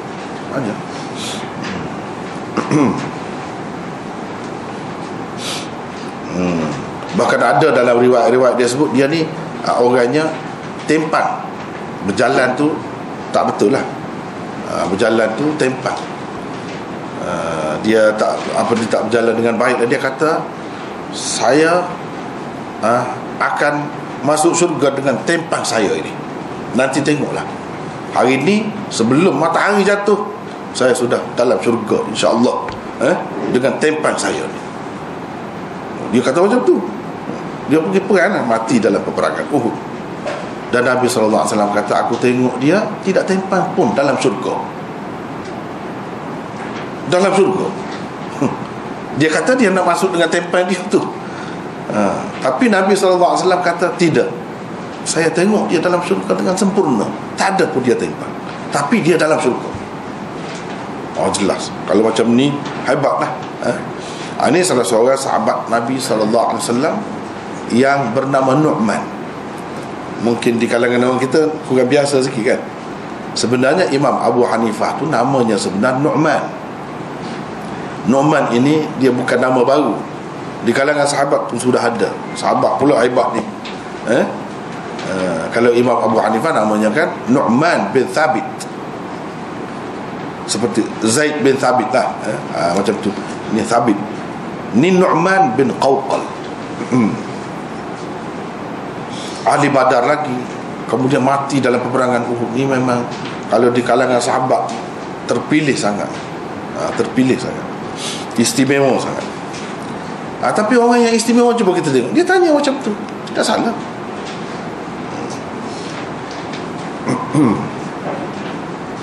Bagaimana kalau saya mendirikan sembahyang fardu, mengharamkan apa yang haram dan menghalalkan apa yang halal? Jadi ada akidah itu, akidah tu. Kalau Arab haram. Kalau kita minum, katakanlah kita minum, orang Islam minum, tapi dia menganggap haram juga, Islam lagi. Tapi kalau dia menganggap yang haram itu halal, habis dia, habis. Jadi murtad. Wal'iyadzubillah. Jadi kena berhati-hati dalam perkara ni, kena berhati-hati. Tak buat, langgar lain, tak sembahyang lain. Tapi jangan kata sembahyang itu tidak fardu. Kalau kata sembahyang itu tidak fardu, tak kata pun dalam hati. Dalam hati kita kata begitu, Allah tahu sebenarnya kita sudah rosak akidah. Jangan main-main. Jadi apa maksud dia ni? Mengharamkan yang haram dan menghalalkan yang halal. Ada nota 53 di situ. Maksud ibarat ini ialah mempercayai haram, apa yang haram. Kita kena percaya haram lah. Apa yang haram itu, di samping tidak melakukannya, yang haram itu kita jangan lakukan. Bukan percaya saja yang dikehendaki, tidak melakukannya juga dikehendaki. Cuma kalau kita lakukan tapi i'tiqad itu masih lagi haram, tak apa lagi, boleh lagi, boleh tahan lagi. Tapi kalau kita melakukannya dengan anggapan ia tidak haram, habis, rosak. Jadi itu sampai ke peringkat itu tak boleh. Orang Islam ni maknanya benda ni kalau tak betul, dia akan kata tak betul, dia buat tu lain. Maknanya dia buat tu zahir dia saja, bukan seluruh jiwa raga dia. Dia tak akan terima macam tu. Itu keistimewaan Islam. Kalau dia mencuri, kalau dia berzina, kalau dia bunuh orang, kalau dia minum arak, dia buat, tapi dia kata benda tu haram. Kalau selagi ada ini asas ni, dia masih baik lagi, dia boleh dibaiki lagi, boleh berubah lagi. Tapi kalau asas ni tak ada, habis rosak, tercabut tu. Kalau satu pokok kita potong, dia boleh naik lagi. Ada kalanya dia boleh lebat, dia boleh subur lagi. Tapi kalau kita cabut sampai ke akar umbi dia yang tak nampak tu, akidah habislah, tak akan wujud dah. Tapi kalau kita potong sana, potong sini, boleh lagi. Yang asas tu kita tidak bongkarkan, boleh lagi. Berbeza dengan apa yang halal, ia hanya mesti dipercayai halal sahaja, tidak pula mesti anda melakukannya. Jadi benda ni halal, kita kena percaya halal. Ayat misalnya, ayat halal. Sebab apa? Sebab Rasulullah SAW sendiri makan. Rasulullah SAW ni benda makruh pun dia tak buat, ni dia makan ayat. Jadi apa nak ragu lagi tentang halalnya itu? Kalau ada juga orang yang tak makan ayam, kan macam-macam orang ni kan. Dia tak makan ayam, tak apa. Inilah yang kita kata, tidak mesti anda melakukannya, tapi dalam kepercayaan itu kena ada halal benda ni. Jangan kata haram, jangan kata haram. Cuma kalau kita kata mungkin haram dari segi bahasa Arab, saya haramkan benda ni atas diri saya buat masa sekarang ni sebab saya gatal misalnya, itu lain. Itu dari segi bahasa saja, mana saya tak pantai lah. Tapi kalau haram dengan makna agama ni, tak boleh. Dia kena kata halal, dia tak mahu makan, tak apa. Jangan kata haram. Jangan kata haram. Yang halal kita kena percaya, dia berkait dengan akidah juga benda tu. Walaupun benda tu benda makan minum, tapi dia ada kaitan dengan akidah juga. Apa yang perlu kita percayai ialah benda ni halal. Kalau halal jangan kata haram. Kalau haram jangan kata halal. Jangan percaya. Begitu. Soal kita tak ada selera ataupun tak sesuai dengan keinginan kita, itu cerita lain, tak apa. Tak apa. Jadi yang halal ini tidak mesti dibuat. Tak mesti dibuat. Kahwin halal. Kalau seseorang tu tak kahwin, dosa ke? Tidak. Mungkin ada keadaan dia, ada hal dia sendiri yang menghalang dia daripada berkahwin. Mungkin ada sebab. Jadi berkahwin itu hanya halal. Paling tinggi ia sunnah, dia tak dapat sunnah. Nak kata dia berdosa? Tidak. Kalau berdosa susah juga. Susah juga. Kahwin ni, kalau tak kahwin berdosa, susah juga. Berapa ramai orang yang memang tak sesuai, tak boleh, tidak ada kelayakannya. Tidak ada kelayakannya. Sebab itulah benda-benda macam tu dalam agama ni dia tidak wajibkan. Makan ayam ke, kahwin ke dan sebagainya, mandi di sungai ke, itu semua halal, boleh, sekadar itu saja. Tak mesti mandi itu di sungai. Nak mandi boleh, tapi mesti ke? Tak mesti. Sekadar itulah benda halal ni. Tapi kena kata boleh lah, boleh nak mandi boleh. Cuma banyaklah perkara-perkara mungkin kita tak tahu ni halal ke tidak, sebab tidak jelas. Kalau yang jelas tu, yang sepatutnya diketahui, semua orang tahu, kita kena anggap begitulah. Kena anggap begitulah. Adapun kalau benda yang khilaf, ini halal, mengikut mazhab ni tidak halal, haram, itu masih tidak rosak. Kalau dia kata haram, tak rosak akidah dia.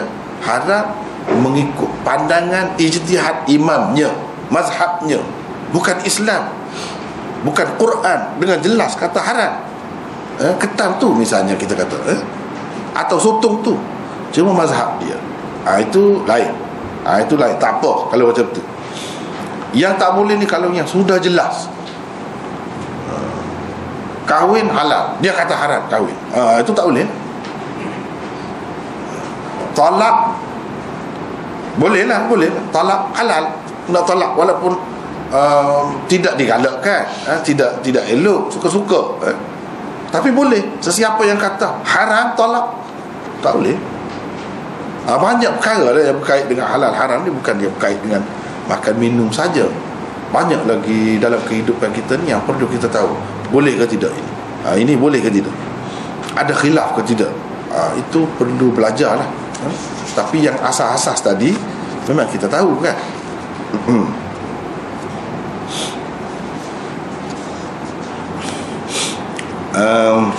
Nabi SAW kata ya, sahabat ni dia, itulah kata, dia beza dia, walaupun dia baru masuk Islam. Itu kelebihan dia. Kalau kita ni lama dah tunggu-tunggu dari Islam pun, setakat tu je, setakat tu je. Lebih kurang dengan ayah dulu, lebih kurang dengan datuk dulu. Lama dah Islam pun, beberapa generasi dah, lebih kurang. Itu dia beza. Ini apa puncanya? Kalau kita perhatikan puncanya, persahabatan dengan Rasulullah SAW. Dia duduk bersama Rasulullah, dia tengok muka Rasulullah tu, dia beriman, terima agama dengan Rasulullah, dia bersemayam di belakang Rasul. Dia ada semua ni kelebihan-kelebihan. Kelebihan itu terkesan kepada dia. Itu kelebihan sahabat. Kita tak dapat dah yang tu. Tak dapat dah. Nak sembahyang belakang Rasulullah macam mana? Tak ada peluang. Jadi dia ni, bila dia kata begini, tak lama dia mati. Dia sanggup mati tu. Orang nak sanggup mati ni bukan senang-senang. Orang tak mahu mati. Tapi sahabat ni dia baru memeluk agama Islam, dia sanggup mati.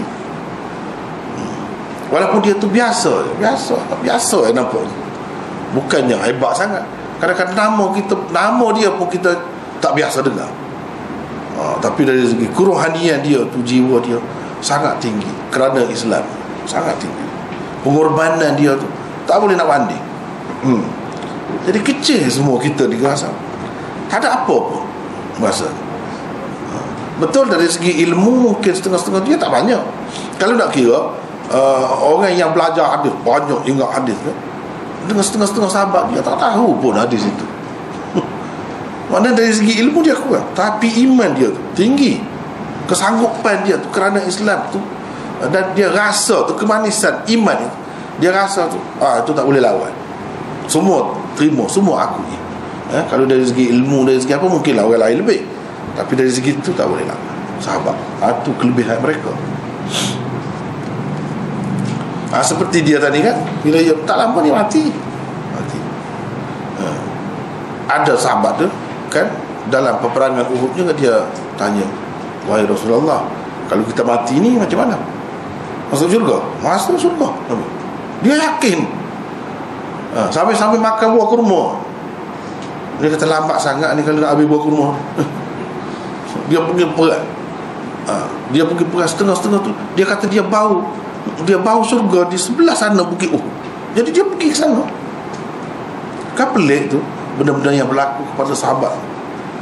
Dan di sanalah dia terkorban. Kawan-kawan tengok, sahabat-sahabat tengok, buah kurma ada lagi di mulut. Mana sampai makan, sampai berlari lah kita kata. Kita ni terlalu berlalu sangat ikut agama ni dah. Duduk makan. Dia sampai berlari, tapi dia masuk syurga, ahli syurga. Dia walaupun dengan kasar dia, dengan cara dia, patutlah dia dalam perang. Takkan nak berlalu, nak berlembut macam tu, seperti di rumah, nak hidang makanan. Jadi sampai begitu di mulut ada nampak. Bila dia mati, dia bau syurga. Macam mana kita kata? Itu keistimewaan mereka. Memang dalam sejarah umat Islam ni, kalau kita kaji, tak ada macam tu. Selepas tu tak ada, sampai ke peringkat tu tak ada. Ini semua termasuk dalam keberkatan Rasulullah sallallahu alaihi wasallam. Itulah lebihnya Nabi sallallahu alaihi wasallam. Kemudian riwayat daripada Jabir lagi, yang tadi juga, cuma lafaz dia tu berbeza sedikit. Ini semua ni disebut oleh Imam Muslim sebagai mutaba'at. Inilah yang dikatakan mutaba'at. Riwayat tadi riwayat daripada Jabir, ini riwayat daripada Jabir lagi, cuma bezanya lafaz dia sedikit sebanyak. Kemudian dari segi sanadnya pun tentu berbeza, sebab itu dia jadi hadis lain. Kenapa Imam Muslim ulang pula walaupun cerita yang sama? Ini mutaba'at. Mutaba'at maksudnya hadis itu hadis yang sama, dan sahabat pun sahabat yang sama, cuma ada berbeza di sana sini sedikit sebanyak, dikemukakan pula. Faedahnya ialah menguatkan hadis sebelumnya, atau saling menguatkan satu sama lain. Itu faedah mutaba'at. Kalau kita tengok dalam hadis Muslim, banyak sangat mutaba'at dan syawahid itu banyak sangat. Kalau syawahid ni cerita sama, tapi sahabat tu lain, sahabat lain. Mana sanad itu, saluran riwayat itu sampai kepada sahabat yang lain, tapi cerita tu sama dengan cerita yang dikemukakan oleh sahabat sebelum tu yang lain. Jadi yang kedua ini orang panggil syawahid. Yang kedua, ketiga, keempat ke, tak kira lah. Itu sebagai syawahid. Syawahid ni kalau dia kurang sikit pun dari segi syarat seseorang pengarang tu, kalau dia kurang sikit pun tak apa, boleh diterima juga, sebab ia bukan sebagai riwayat asas dalam sesebuah kitab itu. Ia sebagai riwayat penyokong sahaja. Itu kedudukannya. Dengan sebab itu kita tengok kalau dalam Sahih Muslim misalnya, kalau riwayat-riwayat mutaba'at atau riwayat syawahid, kadang-kadang dia lebih rendah daripada riwayat kitab-kitab lain. Sahih juga, tapi lebih rendah. Kalau nak dinilai dari segi perawi-perawi dia tu, lebih rendah daripada riwayat Abu Dawud misalnya, riwayat Tirmizi. Ada juga yang macam tu. Boleh, tak apa, sebab Imam Muslim kemukakan itu sebagai mutaba'at dan syawahid. Dia panggil dalam bab mutaba'at dan syawahid. yang betul-betul menepati syarat, dia tinggi, bawah sikit daripada Bukhari, itu dalam riwayat usulnya. Riwayat usul maksudnya sesuatu cerita tu, itu yang diterima sebagai riwayat asasnya, itu yang diterima sebagai riwayat asasnya. Kemudian sanad dia tu tinggi, dan biasanya Imam Muslim kemukakan kalau di bawah satu bab tu, di satu dua di peringkat awal. Kemudian dia semakin rendah kedudukan riwayat dia. Tapi tidak jadi masalah lah, sebab yang kalau ada rendah sedikit pun itu sebagai syawahid, bukan sebagai riwayat usulnya. Ini benda kena faham kalau kita baca Muslim. Tapi dengan kita baca Mukhtasar ni, semua tu tak ada, kita tak akan nampak di mana rendah dia, sebab apa perawi dia ni, kenapa rendah, siapa perawi-perawi nak banding dengan yang tadi. Itu kita tak boleh buat perbandingan lah, sebab tak ada sanad, tak ada perbincangan sanad. Tetapi kesimpulannya tadilah, maksudnya tidak lebih daripada itu. Sebenarnya untuk menguatkan satu sama lain, nak menceritakan ramai orang yang meriwayatkan daripada sahabat yang sama tu, kalau mutaba'at ramai, banyak saluran. Saluran sini, ini saluran lain, perawi-perawi sampai situ juga. Ini saluran lain, perawi-perawi sampai situ juga.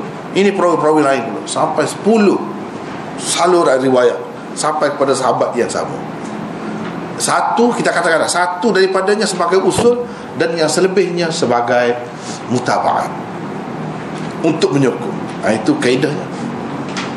Ada juga satu perkara dikemukakan oleh Imam Muslim daripada seorang sahabat, perkara yang sama dia kemukakan daripada sahabat yang lain pula melalui saluran yang lain. Benda sama, ada beza sikit-sikit lah lafaznya, benda sama melalui sahabat yang lain. Ini dipanggil syawahid. Syawahid untuk menguatkan riwayat yang sedia ada, riwayat asas. Ia tidak jadikan riwayat syawahid ni sebagai riwayat asas. Jangan kita keliru. Jabir meriwayatkan bahawa ada seorang lelaki bertanya Rasulullah sallallahu alaihi wasallam. Katanya, bagaimana kalau saya mendirikan sembahyang fardu, berpuasa bulan Ramadan, mengharamkan apa yang haram dan menghalalkan apa yang halal, saya tidak melakukan lebih dari itu. Cuma dia ada bezakan sikit daripada yang tadi. Kenapa beza ini, sedangkan Jabir juga yang meriwayatkan? Itu timbul kemuskilan. Kenapa? Dia berbeza ni, ada kalanya Jabir tu sendiri dia tak sebut lafaz-lafaz tertentu, dia tak sebut. Sama ada pada ketika tu, biasalah kita kan kadang-kadang kita cerita satu benda, ada yang tertinggal. Sebelum itu macam saya mengajar, kali ini saya sebut benda ni, kali yang lain saya tak sebut itu. Mungkin saya tak ingat, tak terlintas, mungkin ataupun nak ringkas boleh jadi juga. Itu yang pertama, kemungkinan itu daripada Jabir. Yang kedua, kemungkinan itu perawi ni yang di bawah Jabir ni banyak nak sampai kepada Imam Muslim tu. Ini sanad lain, yang tadi sanad lain. Perubahan berlaku, perbezaan berlaku disebabkan oleh perawi itu, dia tak ingat dengan baik. Boleh jadi juga berlaku gitu. Dia tak ingat lafaz ini, sebenarnya Jabir ada sebut. Yang Jabir sebut sini orang lain ingat, orang lain ingat. Yang tadi dia tak ingat, dia tak sebut. Cumanya daripada pertanyaan dia tu, maksudnya yang wajib-wajib lah, yang asas lah. Tapi dia tak kata saya tak akan buat lebih daripada itu, buat itu saja. Macam mana? Jadi kalau dalam hidup kita ni, kita nak buat yang fardu saja, sembahyang 5 waktu itu saja. Kalau sembahyang, kalau nak bagi duit ni zakat saja. Kalau nak haji saja, tidak umrah. Kalau apa-apa lagi lah, macam itulah. Kalau buat yang fardu saja, daripada sinilah, kerana keberanian dia tanya macam ni, kita dapat panduan orang kemudian bahawa untuk dapat jaminan masuk syurga tu, tak ada buat sunat langsung pun boleh. Cumanya jaminan itu adakah dia sebut dalam tu dia dapat syurga yang paling istimewa? Tidak, tak ada sebut. Dan sahabat ni walaupun dia kata dia tak akan melakukan lebih daripada itu, Dia pergi perang tu tak lebih mati kan dia ni? Adakah Nabi SAW sebut pasal perang mati syahid apa? Tak ada sebut. Tapi dia faham. Ini menunjukkan tak lebih daripada itu tu ada maksudnya. Tak lebih daripada itu, daripada yang Rasulullah SAW sebut. Bukan ini saja. Ini contoh yang biasa. Perang tu bukan biasa. Jarang-jarang berlaku. Yang biasanya sembahyang 5 waktu lah, semua orang buat di mana-mana pun. Itu sebab itu ditekankan. Tapi orang ni walaupun dia kata dia tak buat, saya tak akan melakukan lebih daripada itu, sebenarnya kalau kita kaji latar belakang dia, tidak. Kan dia mati, jadi dia mati dalam perang Uhud. Perang tu bukan sembahyang. Perang tu wajib ke tidak? Wajib juga. Perang tu wajib juga. Jadi saya tak akan lebihkan daripada wajib. Mana-mana yang wajib, walaupun yang tidak disebut, saya akan buat itu. Tapi selebihnya saya tak akan buat. Jadi ini keistimewaan dan Nabi, dengar saja, Nabi tak kata apa pun. Ini menunjukkan yang wajib itu yang kita dicela kerana meninggalkannya. Yang tidak wajib, walaupun lebih, walaupun baik, elok kita buat, tapi tidak tercela kita, tidak dimurkai kita kerana tidak melakukannya. Itu bezanya. Itu bezanya.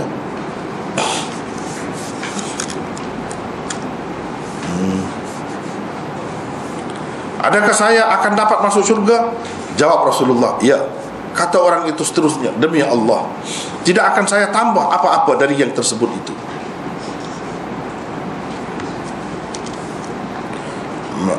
Maksudnya ada ulama mengatakan ia ialah tidak melakukan amalan-amalan yang sunat. Kalau macam perang tadi, itu bukan sunat, itu wajib pada masa tu. Wajib pada masa tu dia pergi perang tu. Jadi ada ulama yang mengatakan dia nak melakukan yang wajib saja. Nabi SAW tak tegur dia, tak kata tak boleh, kamu jangan kata begitu. Ada juga yang kata dia ni baru Islam, jadi Nabi tak kisahlah berlembut dengan dia. Yalah, kalau baru Islam, sanggupan dia tu tinggi tu, tinggi. Mungkin sekali maksudnya ialah dia tidak akan melakukan amalan-amalan yang sunat, namun tidak pula akan mengabaikan mana-mana amalan yang fardu atau wajib. Boleh jadi semua tu, boleh jadi semua. Jadi kalau ia pun untuk kita, tak perlulah kita buat panduan dia ni. Dia ni termasuk orang yang istimewa lah, kita kata kes terkecuali. Kalau kita ni, kita ikut yang lain-lain lah. Yang Nabi SAW kata elok, buat yang sunat. Seseorang hamba itu sentiasa dia buat benda sunat, sehingga dia jadi hampir dengan Allah. Allah kenal sangat kepada dia. Kena ikut yang itu. Ini yang kecuali ni, jangan-jangan seorang yang macam ni. Jadi kita kira ini keistimewaan dia. Berapa banyak sahabat kan, Nabi bagi khusus untuk dia. Itu lain. Lain. Jadi kita tak boleh ikut yang itu, kita ikut yang kebanyakan. Yang kebanyakan. Antara kesimpulan yang dapat dipetik daripada hadis ini dan hadis sebelumnya ialah, satu, mengerjakan sembahyang 5 waktu adalah salah satu perkara yang membawa seseorang memasuki syurga, dapat masuk syurga. Dan sembahyang 5 waktu ini yang wajib. Menunjukkan yang lain-lain tu sebenarnya tidak wajib lah. Termasuklah witir. Termasuk witir. Cumanya ada beza seperti yang kita sebelum ni pun sudah bincang dah, iaitu Imam Abu Hanifah dan orang sependapat dengannya mengatakan witir itu wajib, bukan fardu. Yang fardu ni dalam hadis ni sebut fardu. Fardu lain, wajib lain, mengikut istilahnya. Tapi mengikut istilah jumhur ulama, fardu dengan wajib ni sama. Jadi kalau di witir itu tidak fardu, ia juga tidak wajib. Tidak wajib. Kalau tak buat tu tak berdosa lah. Tapi bagi mereka kalau tak buat berdosa. Itu dia beza. Dia ada beza lah pada pendapat dia tu. Jadi kita pakai yang jumhur ulama lah. Dalam banyak-banyak hadis kan sebut macam ni, jelas. Yang fardu itu atau wajib itu 5 waktu. Yang kedua, umat Islam diwajibkan berpuasa pada bulan Ramadan. Bukan satu hadis, banyak sekali. Dalam Quran pun macam tu juga.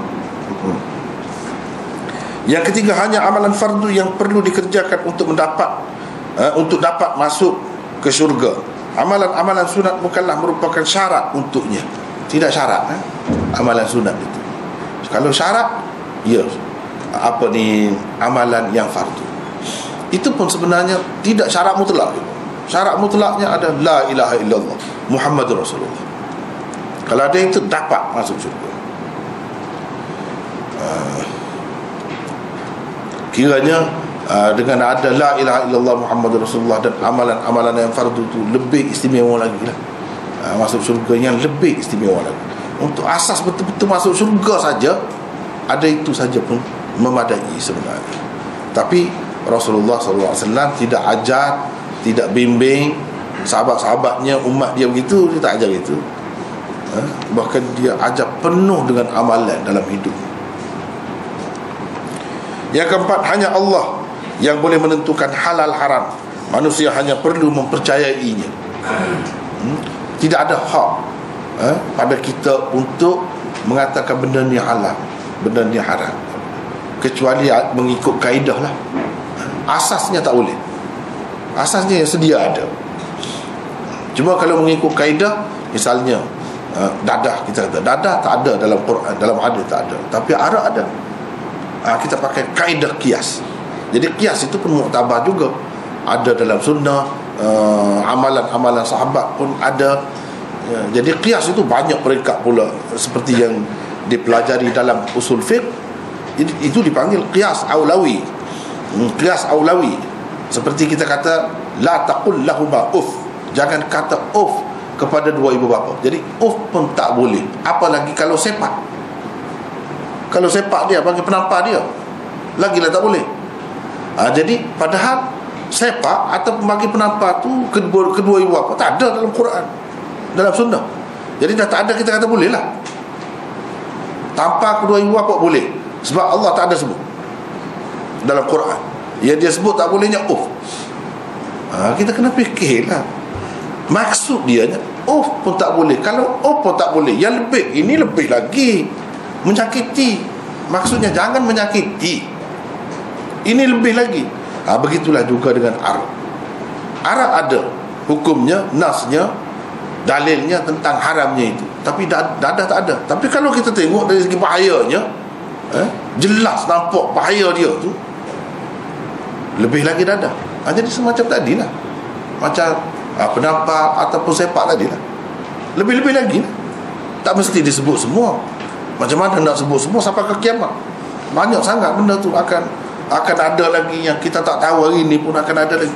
Tapi kaedah tu ada. Itu tidak dikatakan kita menghalalkan atau mengharamkan sewenang-wenang, tidak. Itu berdasarkan hukum Quran dan sunnah juga. Berdasarkan kaedah itu lain. Tapi untuk asas dia tu tak boleh. Untuk asas dia tu tak boleh kita buat sendiri. Bahkan ada kaedah ulama, kalau benda ni kita tak tahu, al-aslu fil asya' al-ibahah illa an yadulla ad-dalil 'ala at-tahrim. Asal segala benda ini kita kena anggap harus boleh dulu. Kalau kita pergi dalam hutan, ini buah apa ni pun tak pernah tengok, jadi kita nak hukum macam mana? Asalnya kita kena anggap boleh, kecuali kalau kita makan rebus itu lain. Janganlah. Kalau kita makan tak ada apa-apa pun, sedap pun. Jadi selama ni orang tak tahu saja benda ni, kita yang mula-mula dapat, tak apa. Kita kena kata boleh dulu, kecuali ada dalil yang mengatakan tak boleh, haram, barulah kita kata haram. Tak boleh nak sewenang-wenang kata haram, tak boleh. Kena letak atas harus dahulu, lepas tu tengok dalil adakah yang menunjukkan haram. Kalau tak ada, kita harus teruslah, halal lah. Itu kaedahnya.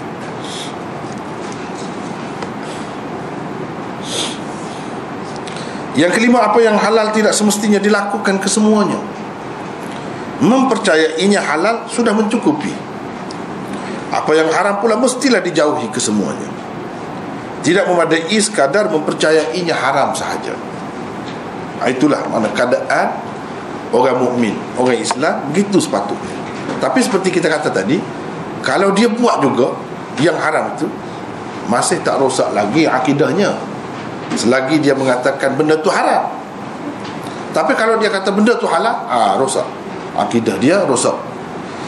Dia tak boleh, dia kena balik ke pangkal jalan terus. Jadi saya rasa masa pun tidak mengizinkan kita, dan sudah banyak juga perbincangan yang kita bincangkan tadi. Rasanya cukuplah sekadar itu dulu untuk kali ini. Wallahu a'lam. Wa akhiru da'wana.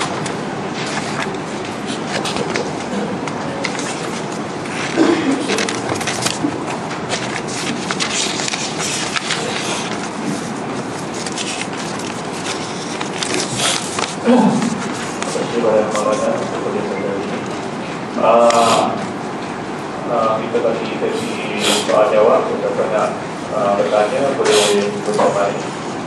Kita pernah bagi dan tulis pun boleh tak bagi. Kita masuk dengan jam.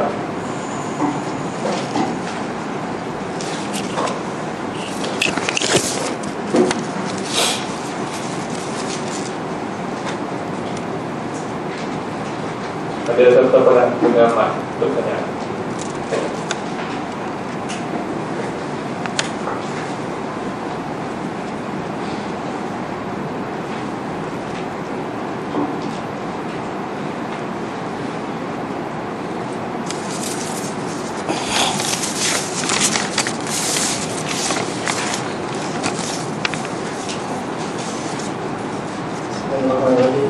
Assalamualaikum warahmatullahi. Ustaz, saya ada beberapa soalan nak tanya. Yang pertamanya, berkaitan tentang kita sedia maklum bahawa untuk mensabitkan seseorang ke dalam syurga itu adalah dilarang, sebab kita tak ada khususan tentang perkara itu. Tapi adakah boleh kalau kita akan memberikan seseorang, terutamanya daripada orang kafir, mari kita sampaikan dia ke dalam syurga, dia ke dalam neraka? Contohnya, baru-baru ni kematian salah seorang politik bukan Islam di Malaysia. Jadi sebahagian orang boleh kecenderungan untuk mensabitkan dia ke dalam neraka atas asas dia bukan Islam, dia kafir dan sebagainya. Jadi mohon kaum ustaz berkenaan isu itu. Itu yang pertama. Yang keduanya, isu berkaitan jawapan Nabi SAW apabila ditanya, adakah saya boleh masuk syurga dengan amalan tersebut? Nabi kata, ya. Jadi saya nak tanya, adakah macam contohnya kalau kita ditanyalah, apakah amalan yang yang boleh dibuat untuk masuk syurga, lalu kita bagi jawapan sekian-sekian. Lepas tu orang tu tanya kepada kita balik, adakah saya boleh masuk syurga dengan jawapan, dengan amalan sedemikian? Kalau kita jawab ya, apakah implikasi terhadap jawapan tersebut? Sebab kalau kita kata ya, seolah-olah kita mensampaikan orang itu ke dalam syurga. Okay. Dan kalau tak boleh, apakah jawapan yang sesuai dan ideal untuk kita bagi kepada orang tersebut? Kalau orang itu kata, adakah saya boleh masuk syurga dengan amalan-amalan yang kita dah katakan itu? Dan yang seterusnya, berkenaan tentang isu mengharamkan apa yang halal. Kita ada penceramah yang agak terbuka lah tentang air kita. Dia punya kecenderungan dia untuk, dia bukan menghalal, dia bukan cuba mengharamkan secara nyata, tapi dia seolah-olah mengharamkan amalan poligami melalui penulisan, melalui ceramah dan sebagainya. Tapi dia tak katalah haram secara mutlak, tapi melalui indikasi yang diberikan dalam ceramah-ceramah itu, dia seolah-olah mencuba mengharamkan amalan poligami yang telah dihalalkan oleh Allah SWT dalam Quran. Jadi mohon pada ustaz berkenaan tentang isu tersebut, sama ada dia adakah dia perbuatan itu betul-betul menunjukkan dia mengharamkan apa yang telah dihalalkan oleh Allah atau tidak. Itu saja. Jadi saya rasa banyak ni. Satu-satu ni pun banyak ni.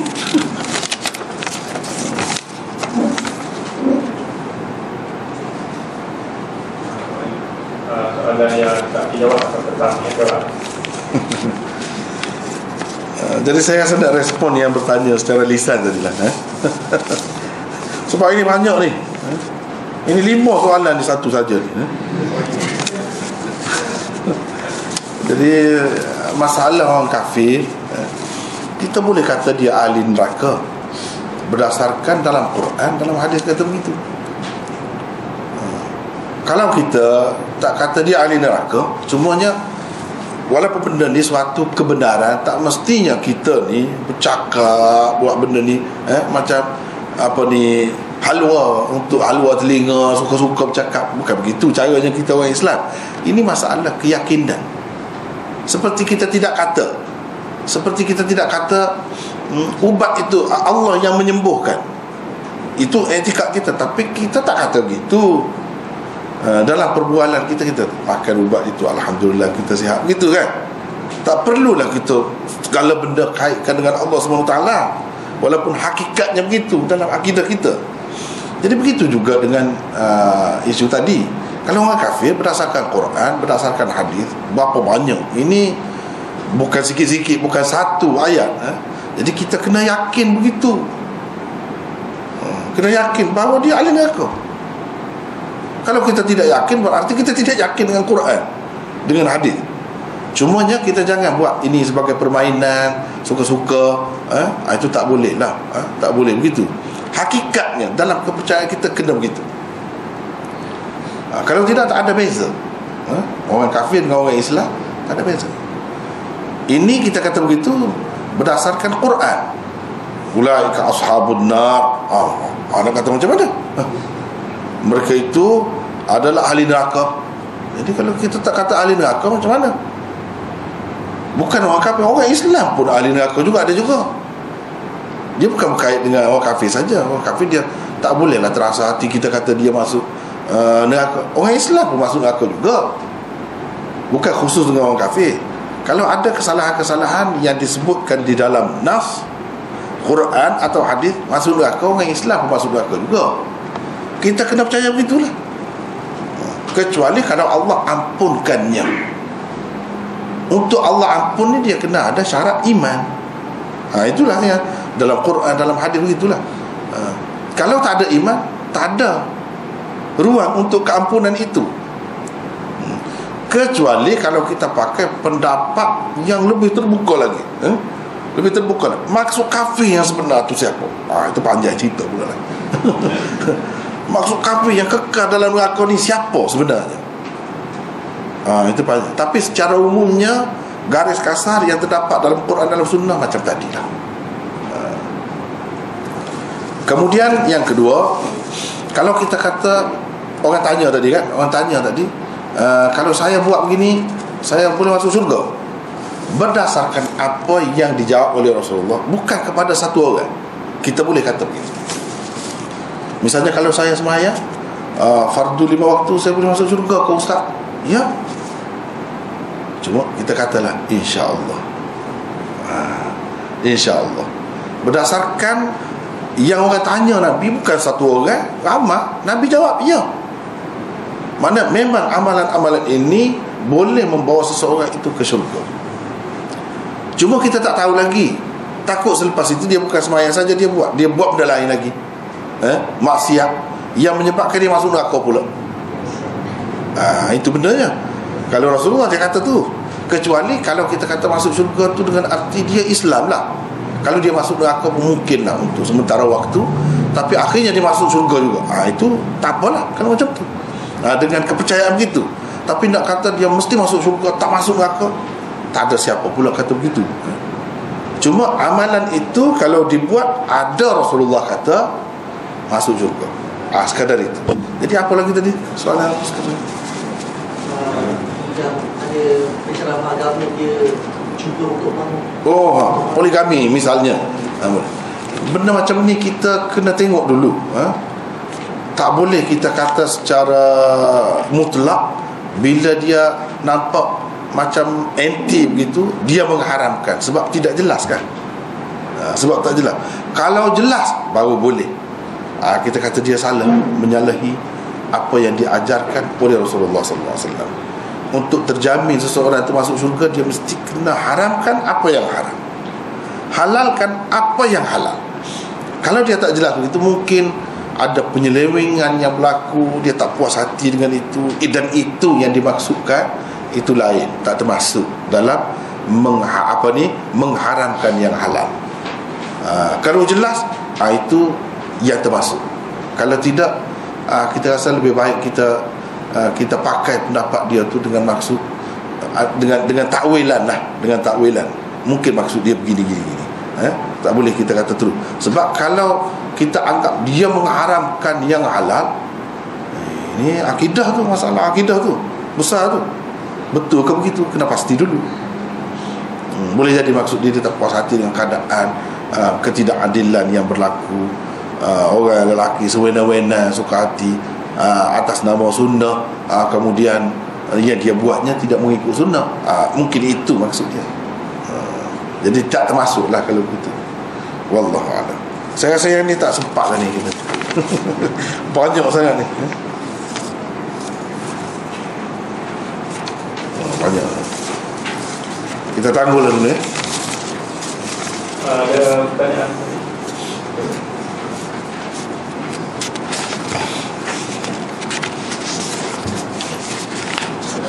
Waalaikumsalam. Pertanyaan, kalau kita masuk Mekah, kita ada berniat untuk umrah, masuk Irak, kemudiannya setelah kita kembali ke baik umrah, apakah ini dibolehkan? Mana?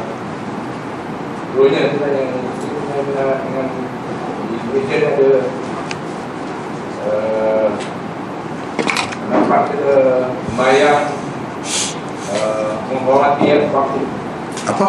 Sembahyang menghormati waktu.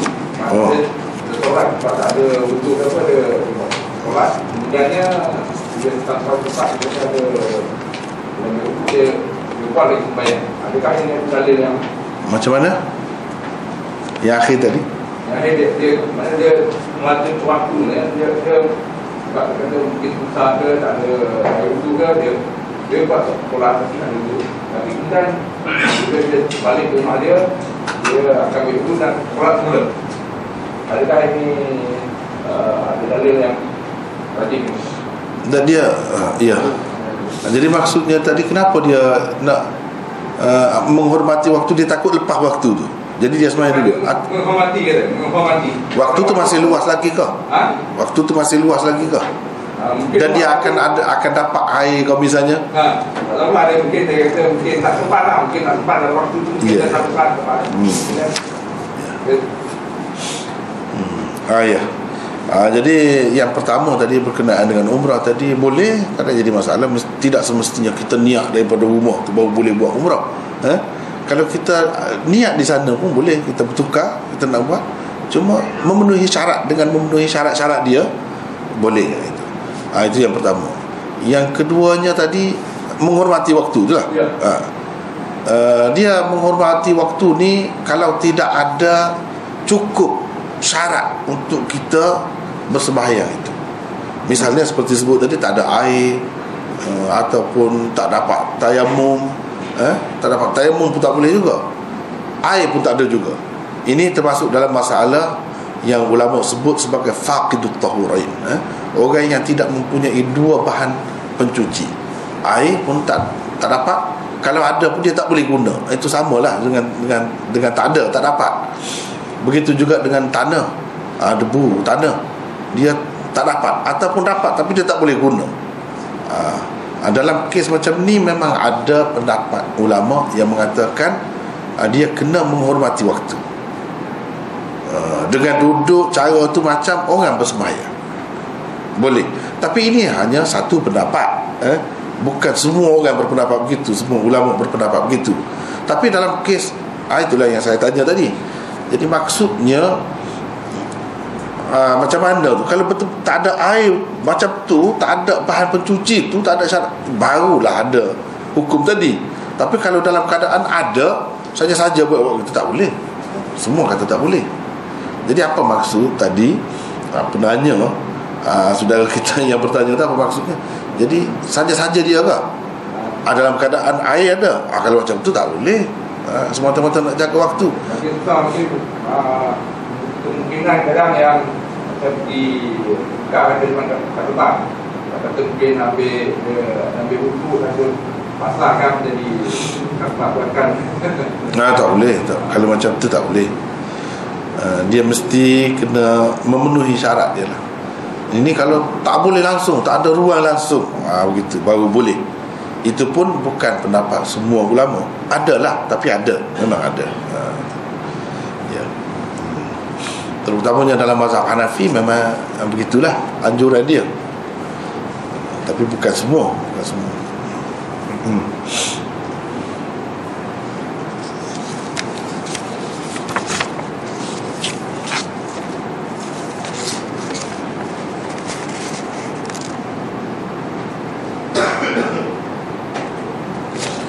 Ini kita bacalah satu.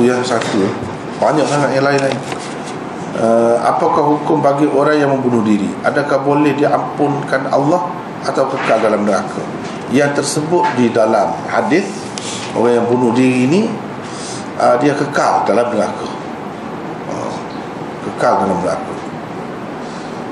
Kecuali kalau Allah ampunkan.